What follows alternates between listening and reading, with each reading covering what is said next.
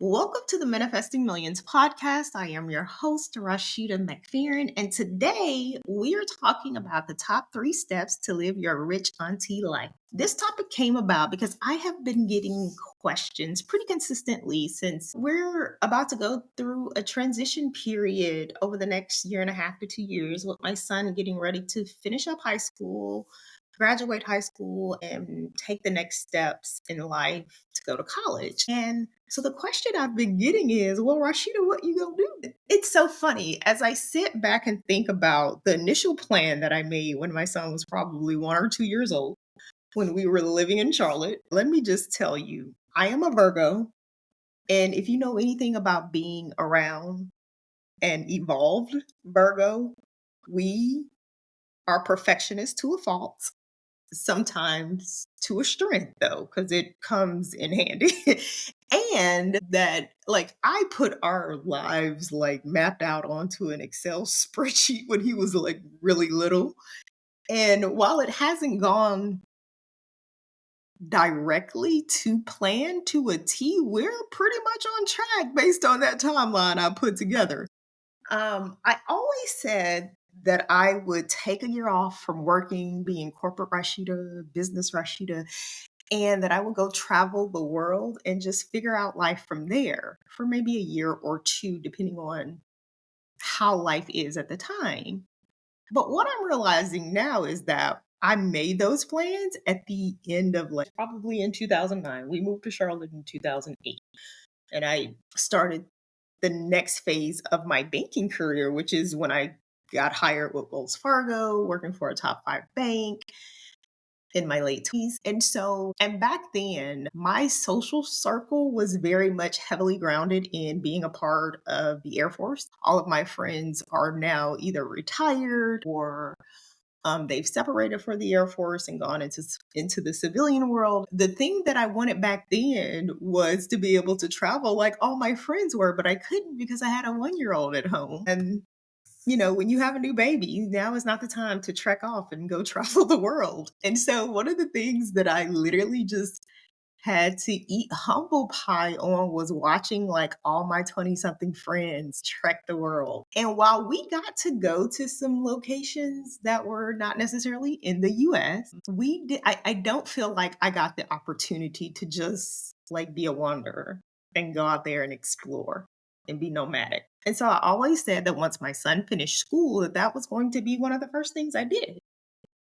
The irony, or fast forward to today, and now that's the culture of life. And Virgos are super unique in regards to we like to set the trend and not join them. And so I'm going to be honest, like now doing it when everybody else is doing it is such a huge turnoff to me. Because every time you open social media, every time you open Google, every time you get on anything on your phone, you're bombarded with all of these images of beaches and exclusive and exotic locations all around the world, which is amazing. But I don't want to go where everybody else is going just to say I've been there.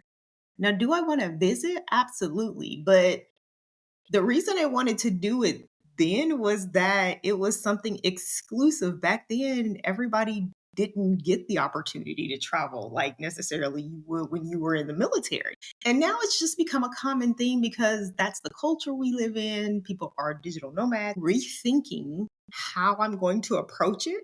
And I came up with like a list of 70 to 80 countries that are opposite of the popular choices to go to that hopefully people aren't traveling to. Because one of the other things that comes into play when you are an American and you're turning into a global citizen and you're traveling abroad and things like that is you have to be conscious of safety. You have to be conscious of locals. You have to be conscious of the market you're going in and things like that. And because I've worked in international finance for the last 18 years, I know which places are high risk. So I'm going to go back to the drawing board and figure out how I want to approach it. So that's where this topic came from today. I want to give top 3 steps if I was trying to build my rich auntie life that I would do differently. had I been starting over again at 26, number one is going to be invest in your own expertise and micro products, which means that back then we didn't have the opportunity in 2006 to kind of 2008, 9. We weren't really in this phase of be your own brand mentality. And so when I was trying to launch a company back in 2010, or the company that I did launch, I've launched a few companies that were flops. Like, let's be real about some stuff. If you gonna get out here and be an entrepreneur and be in this business or be in business, period, you're gonna have a couple of failures. I was trying to launch the company that I was trying to do in 2010. I think it was 2000. I had the right concept and I had the right blueprint, but I didn't know how to make the connection because we weren't really mature in the market like that yet to be able to be your own brand, and just use yourself to sell products. And that's kind of what I was going for, but the market just hadn't matured yet. Online courses were just becoming a thing. Digital products were just becoming a thing. I published my first book in 2006 when I was competing for Miss Tennessee USA. And it was a part of my platform, which at the time was the fight against for domestic violence survivors and kids who are survivors of domestic violence. I published my book at the time as a part of that, and people were just now starting to get into digital print. And so to have a book listed on Amazon, I want to say Barnes and Noble, and where else was my book listed? It was listed a few places, like was a big deal. And I think I published through lulu.com at the time, but like that was kind of the beginning of the phase of you can brand yourself and you can self-publish and you can launch a business and do all these things, but it hadn't matured yet because Facebook was kind of still new. YouTube was kind of still new. I didn't really know how to approach it. So, as I was trying to build businesses, my footprint was really still kind of rooted in just corporate structure and doing fine and trying to make that marketable to consumers from my perspective of expertise. I said all that to say this. Now we are in a phase of time where you can be your own brand, have an expertise, create products around that. You can be the face of the brand or not, and you can use that to make money. We've never been in a more perfect time for this to happen. And so I would say early on, leverage platforms that will allow you to market yourself and products that you are creating so that you can have an additional stream of income outside of your corporate income that puts money in your pocket.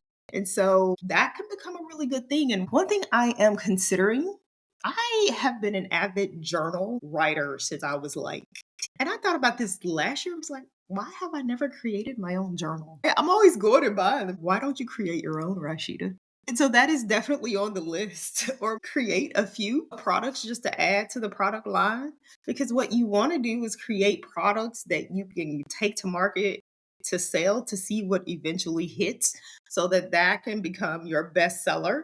And then you just focus in and double down on that. So that's number one, invest in your own expertise with micro products. Number two, you want to set up your wealth building system and automate it and delegate it. And so I started this really early on when I first started my banking career. I actually had that plan before I started banking because I knew what I wanted to accomplish. And if I had to do it over again, so this is what I did. I bought my investment property first before I bought a single family residence. And that was the biggest mistake known to man. At the time, this was, again, I'm in my 20s, 2006. I think I had just gotten pregnant with my son, and we were in this market of everybody's a real estate investor, everybody owns properties. And so I just jumped out there and did it. I didn't know what I was doing, and boy, did it show. Because that deal cost me thousands of dollars on the back end that I would never recoup. You're going to learn the lessons, honey. And so if I had to do it over again, I would buy my single family residence first, secure that, focus on paying my mortgage down over time so I can put equity in it. And then I would take the equity from my home and use it to buy a rental property. That's what I would do to get started in the wealth building phase. Because at the end of the day, and this is after working in finance for 18 years, having dealt with so many different financial assets and seeing how they return your money to you over the course of time, at the end of the day, real estate is still the most effective vehicle to use in building wealth.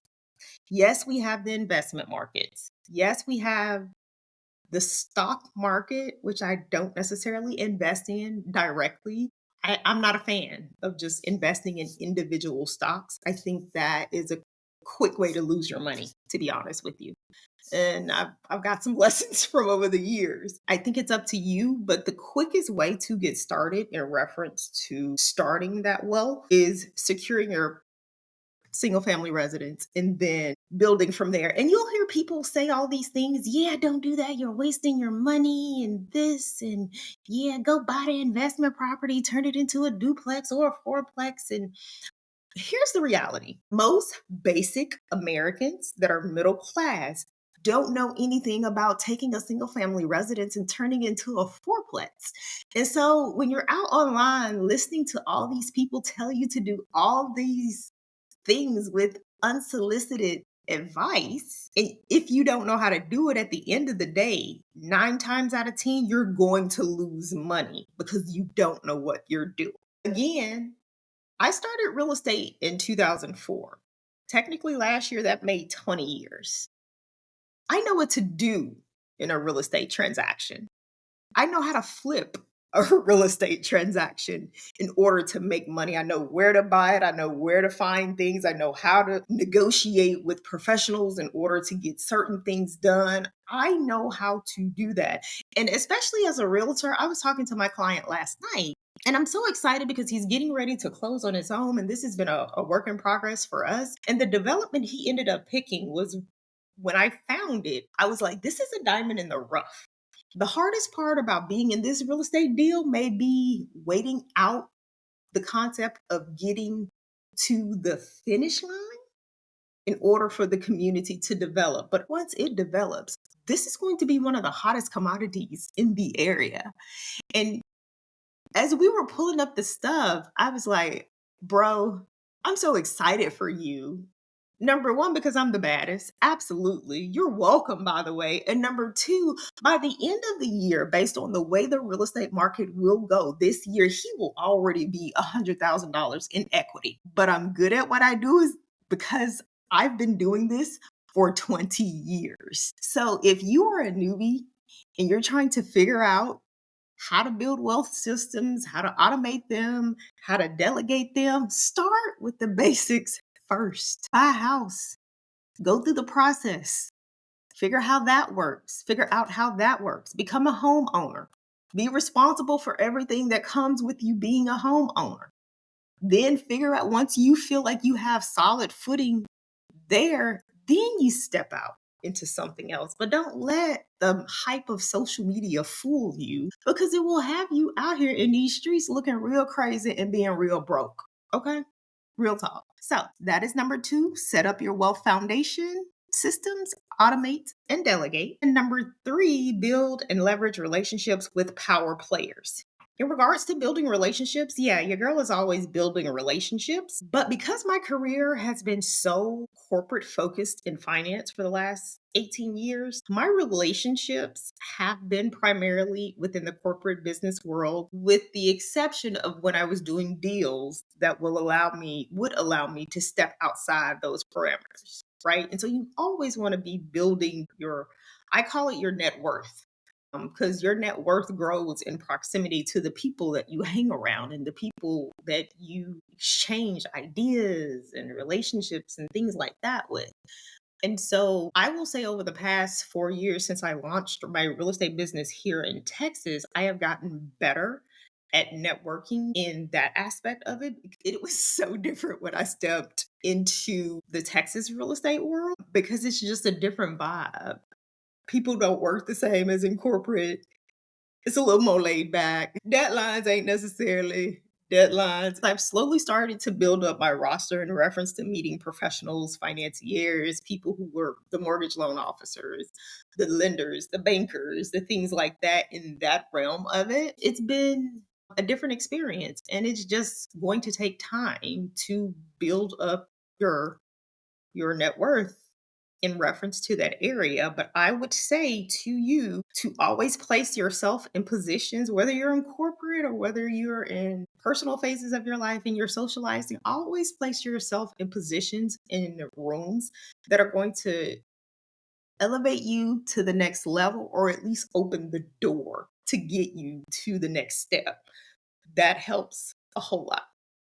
And the beautiful thing about being in corporate for all these years and coming from a different perspective and doing like the transactional asset management from a risk manager's view is that like I have a completely different view on how to look and approach investing in real estate now. It's hold on, give me a second.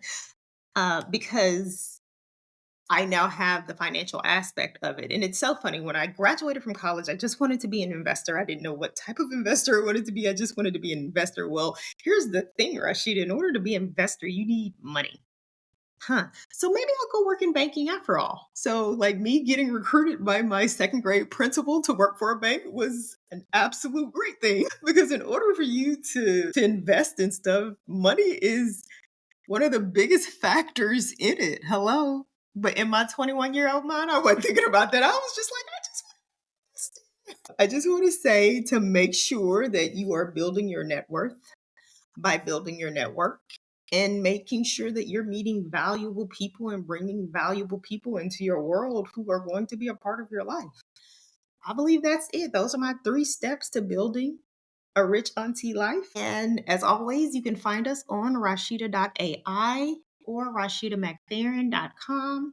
All my services and offerings are listed on my website. My courses in crypto and in real estate are listed on my website as well. We're going to be doing an actual official launch of my products coming up shortly within the next 2 to 3 weeks. And so look out for that if you are interested in getting on our email list so you can find out about when we're launching. Go to my website or my socials and drop your email there and you can get on the list. Until when, I will see you in the next episode. Bye for now.